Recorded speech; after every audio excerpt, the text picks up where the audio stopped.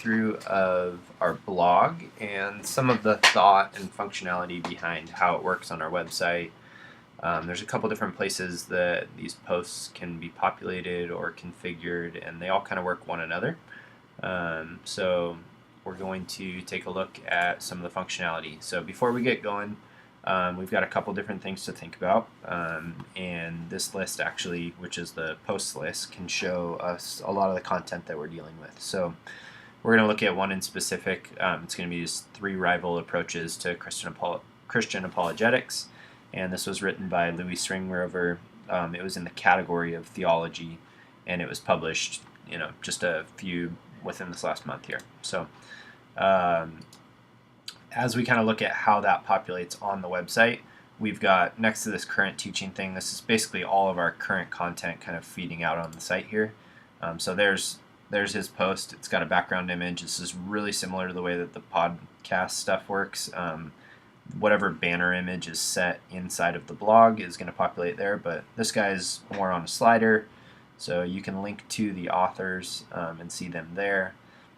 We wanted to make a really rich experience of the whole point with some of the blog was to cast like a bigger picture of the voices and go beyond the fact that there's not 3 or 4 staff members that are generating all this stuff, but there's actually like a ton of people within the church, within different disciplines and fields and things like that have a lot of really great stuff to say, and that we really back. So here's like a great one. Annie Siemens is a marriage and family therapist, and she's got the ability to contact her, whatever posts she has here, as well as her name and a little bio about her. So like Louis, for instance, we'll just give kind of a little bit of background to who he is, ways to connect with him, as well as his background, and then whatever recent posts. So you can see the 3 rival approaches one, as well as one that he previously wrote. So these are actually linked. This was the first post, and then this was the second post.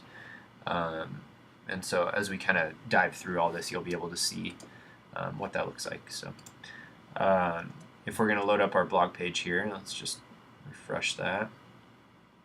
You're going to see this guy come in. So we've got whatever the most current post is going to come up to the top here. So Louis is the most current. So he's got his background image there. It's got the title. You can click on it right there. If you click on this guy, it actually takes you right to Louis' profile, where you can learn a little bit more about him, as well as a big call to action. So read post right there.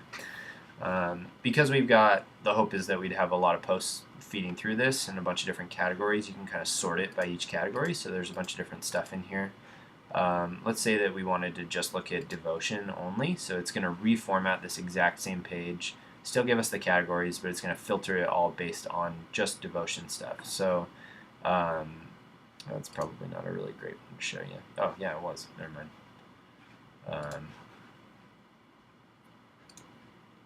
So devotion. Okay, so there's like the last one that was written in the devotion category, so it's going to bring whatever the most recent thing within that category is, as well as show you the whole feed right here. So you can jump back into the blog index. As we're paying attention to our URL up here, we've got a couple different things going on. So this is within the category of devotion right now, so it's only showing posts in devotion. This is blog index, which is a special page written that just generates the entire thing. So you can paginate through here. It's got all of the content, and then the actual blog page, as you'll notice, is just thisisouranthem.com/blog. And so this is more of a designed special custom page. It's still available on mobile, different things like that, for just kind of that big landing page to the blog. So if you click view all posts, that's going to go to our index one and kind of strip out the category feature and this big featured image one. So if we jump into the actual post, you're going to see that we've got the same image in the background here, as well as Louis being linked in. If you haven't read the first one, you can click here. That's just all done within the content field. And basically the way this works is this is all just custom fields. So as you load like a background image in, you apply the author, you give it a title, all this stuff just gets populated for you. So this formatting's done the same. What's cool about it is it actually gives the Divi builder the ability to still function just the same. So if you need to do a video or if you need to do a custom layout for a blog, all of that ability is still in there. So it captures this whole thing as the content section for the blog for later, and it allows just us to really utilize a huge portion of Divi to be able to facilitate this. So let's take a look inside and see what this one looks like. So inside of his, we've got, still loading, we've got the Divi builder.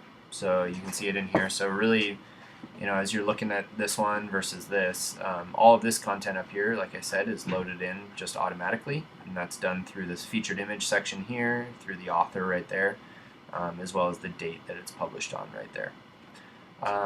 You'll want to take notice of some of this stuff. So post settings, by default, this is actually set to, like, I think it's right sidebar. So we have to disable that, which gives us a couple more things here. We don't want dot navigation. We don't.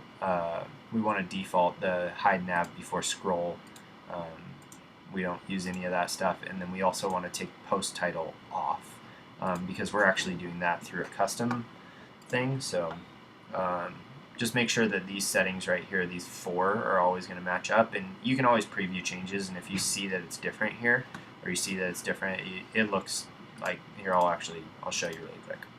So if I turn that on, it just completely jacks with this whole thing, and it'll actually throw 2 headers in here once we get that all loaded up. Our internet is especially great today.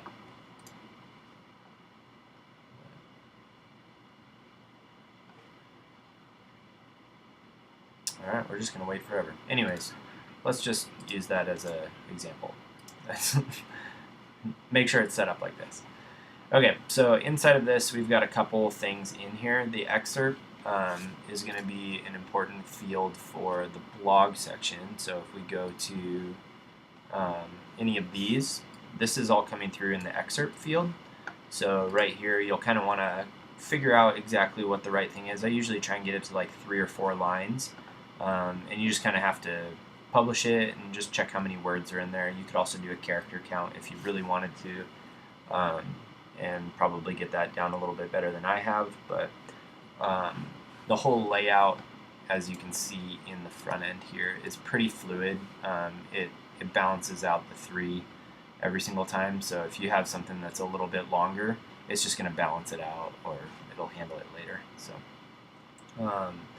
something to keep in mind is this alternate featured image area. And so I want to jump into Devotion here and show you guys an example of this. So on this guy, like Loving Others right here, if I go into this, you can actually see that the background image here is just a table, right? But if I go back to this other one, you can see that the actual image had this giant 2-1 inside of it. And this was like a custom image that we created for every single one of these inside of this thing. But what I wanted to make sure of was that once it was actually inside of the blog post, it doesn't have this giant 2-1 behind all the content right here. So if we actually go in and look at this post, which would be a better example right now, I think, you can see that we have the featured image, which is going to be the image that actually populates the blog area right here. But then the alternate featured image, use this field when you need to show an alternate image when the blog is featured. So this is actually the background image that will come in here. This is also the same exact background image that will replace this spot on the front page, so right here. What's kind of cool about this is this guy right here takes precedence, so that's the first one, and if this isn't here, this will populate everywhere. If this one ends up coming in, this one only populates in the fields where it's allowed to, so like in a feed type situation, much like this. So this is the only place that this image will now come through, whereas this replaces every other instance in a header type situation. So we've also got a custom field here for the author, so when you set that guy, it's going to apply the author here I'll show you guys in another video how any of the author material is set up. And then you've also got the devotion categories and all those kinds of things. So you'll want to make sure to tag those up correctly. The only kind of customization we have inside of this, outside, I would say the only customization we have inside of the Divi Builder that isn't standard to the Divi Builder is the block quote. So I try and use this just to allow some of the text to kind of move around a little bit. So let's say like if we wanted this section to be block quoted, I could block quote that. You'll see it right there.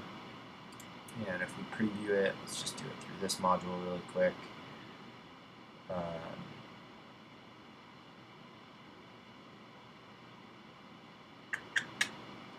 little bit of pause. So you'll see it pause there, and oh, it's not actually even in the back end. You gotta probably see it in the front. So let's preview the changes. Actually, you have to see it rendered in the browser. You're going to see this big kind of gold bars around it. So right there. So that is the equivalent of the block quote, which is this guy. And so just if you're looking to do like a pop-out text or something that maybe makes a little bit more sense for, I don't know, like a Twitter call-out or something like that, kind of the main point of the whole article, that's a really good way to do it. Otherwise, you can use anything within the Divi Builder. So if you wanted to insert a module and put a video in, or more text, or an image gallery, or different things like that, you can still utilize every aspect of the Divi Builder. So it's a great way to kind of give you a broad stroke overview of the blog. Just make sure when you're loading some of this stuff in that you're using plain text. That's always just good practice for blogs, so you can always double check all of your work by bumping into this text module here and making sure that all of this is clean. Sometimes when you copy and paste from other websites or a Word document or something like that, this will come in and it has a bunch of span tags and all sorts of other stuff in there. So when you're pasting in, make sure, I'm on a Mac, so I would do Command-Shift and then V, and it's actually going to bring it in through just a plain text, and that'll help make sure. You can also do this clear formatting button, and it'll format everything back down to just really basic, and then we mark up any of our headers with like a H4. This is all just a link, so I'm highlighting here and then clicking the link button. So yeah, pretty basic. Hope that helps.